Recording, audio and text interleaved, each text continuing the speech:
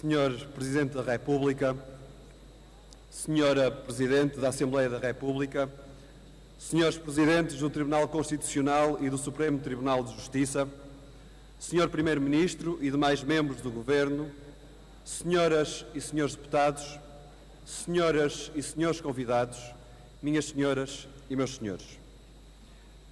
Nessa madrugada do 25 de abril de 1974, em que os capitães saíram à rua pela liberdade, eu ainda não era nascido. Eu e tantas e tantos somos filhos da Revolução. Para nós, a liberdade foi sempre tão natural como o respirar, e o único regime que conhecemos é o democrático. E por ser tão natural, valorizamos mais essa conquista e aqueles que a fizeram.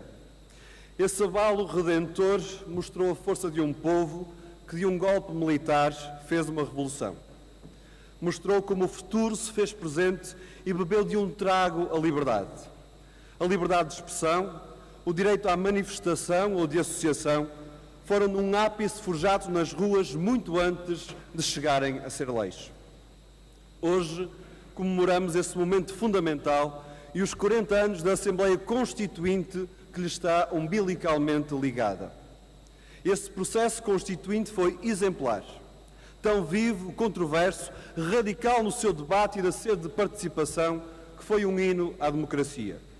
Esses momentos fortes e processos tão marcantes não podem ser transformados em salamaleques, não se esgotam nos protocolos, nas marchas pomposas, nem se apoucam com os que se envergonham dos cravos. Eles não ficam acantonados na história porque fazem parte da vida e da identidade do país. E os homens e as mulheres que os protagonizaram venceram uma ditadura brutal e sanguinária, que perseguia quem tinha opinião, torturava quem sonhava a liberdade, tornava proscritos os homens homossexuais e as mulheres mantinhas num conservador patriarcado, condenando os jovens à guerra colonial ou à deserção. Eram livres de espírito, deram corpo à resistência e arrancaram a ferros a liberdade. São os heróis que abriram a porta a essa madrugada libertadora. A escola pública, o Serviço Nacional de Saúde, a proteção social, os direitos laborais e a participação cidadã tinham a marca genética da igualdade, da justiça e da solidariedade semeadas em abril. Começava a modernidade no país. Veio depois a Europa e o prenúncio de uma terra mais plena perante as quedas dos muros. Mas vemos hoje como entre os sonhos e a dureza da realidade muito temos ainda a ver. Da queda do muro de Berlim aos novos muros internos criados até ao cadafalso do Mediterrâneo. E aqueles homens, mulheres e crianças que fogem à guerra, à fome e à violência, que são depois vítimas de pirataria humana, esbarram contra a Europa fortaleza, que em vez de se mobilizar para os acolher, se mobiliza para os devolver. Onde está a consciência europeia, a defesa dos direitos humanos ou até a assunção das responsabilidades que a Europa tem nos conflitos armados que expulsam estas populações das suas terras? Não existe. Existe um diretório e uma troika de plantão. Como há tantos sonhos, tantos valores, tantas promessas ainda por cumprir. 41 anos depois da Revolução, 40 anos depois das eleições para a Assembleia Constituinte, a democracia já não é uma criança, mas ainda não se assume plena e integral. A narrativa da inevitabilidade torna cinzenta a democracia. A austeridade é apresentada como o alfa e o ômega, o princípio e o fim de todas as escolhas. E é pela voz do próprio Presidente da República que chega mais insistentemente esta ladainha. Quando tenta impor o consenso na austeridade, inscrito à partida nos programas eleitorais, quer uma democracia tutelada. Na chantagem para uma maioria absoluta, qualquer que seja o veredito popular, quer uma democracia condicionada. Assistimos assim a um pensamento que de tão único que quer ser é o eucalipto que tudo seca, que afasta os cidadãos porque lhes diz que o seu voto não conta para nada, não faz qualquer diferença. É a caricatura de uma democracia porque verdadeiramente nada decide.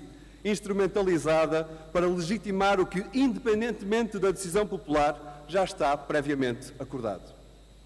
Dizia Zeca Afonso que o povo é quem mais ordena, e nós não aceitaremos de outra forma.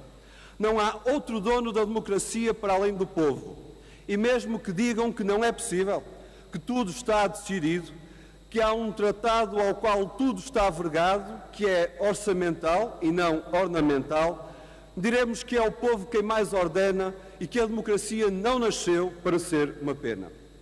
Nesta monotonia formalmente democrática, querem fazer do normal a austeridade. Aos jovens prometem estágios que o desemprego está garantido. Diz a Capicua: temos tudo o que é estudo, emprego zero. Os salários, dizem, é um privilégio, não um direito, porque os direitos, esses, estão acima das nossas possibilidades. E continua a Repar: o salário não sobe, é precário, mas não há nada menos podre. E não sais de casa dos pais, não vais longe. Um dia melhorará, mas não é hoje. Eram extraordinários os cortes, passou a ser extraordinário ter um salário, que os cortes esses são normais, já estão certos. Eram temporários, mas ficam permanentes. Era preciso apertar o cinto, congelaram-se as pensões. Era também extraordinário, mas a normalização da austeridade é glacial e as pensões não descongelam. E dizem que tem que ser, porque é preciso cortar ainda mais. Ou aumentar a idade da reforma, até que a pensão, ou a reforma, seja um Estado e não uma remuneração. Estás reformado? Estou, mas continuo a trabalhar. Parece ser a isso que querem condenar no futuro a minha geração. Isto, claro, para aqueles que ainda têm emprego, porque os outros que se desenrasquem. Isto não dá para todos. O aumento da pobreza mostra bem quem está a sofrer. Portugal foi o país que mais aumentou o risco de pobreza, com as crianças a serem as mais afetadas. Ao mesmo tempo, aumentaram as fortunas. Mas querem fazer crer que é vulgar esta desigualdade, que não é sequer um problema que os ricos fiquem mais ricos, enquanto os pobres ficam mais pobres. Que é banal esta destruição de tudo o que é público, estas privatizações em catadupa, para que a acumulação de uns poucos seja a regra. Na saúde, desesperam-se nas urgências. E diz o Governo que vai bem, é normal. Estão as macas nos corredores, as imagens nas televisões, e diz o Governo que é natural, que só prova a qualidade do serviço. Estranha qualidade esta, que para não se morrer sem medicamentos, se é obrigado a expor a vida e a doença nos jornais. Querem que a austeridade seja a nova normalidade. O edifício onde os direitos se desconstroem, onde os serviços públicos se decompõem e onde o futuro se faz passado. 4 anos de destruição não lhes são suficientes, querem ainda mais. Mas não aceitamos essa condenação. A normalidade da austeridade é a pretensão da perenidade da Troika, da condenação da Constituição a texto menor e da elevação do Tratado Orçamental à escritura nas rochas. O povo que fintou o destino amargo com o 25 de Abril, é o mesmo que não se vergará aos sacrifícios constantes da austeridade e não se condiciona a qualquer inevitabilidade.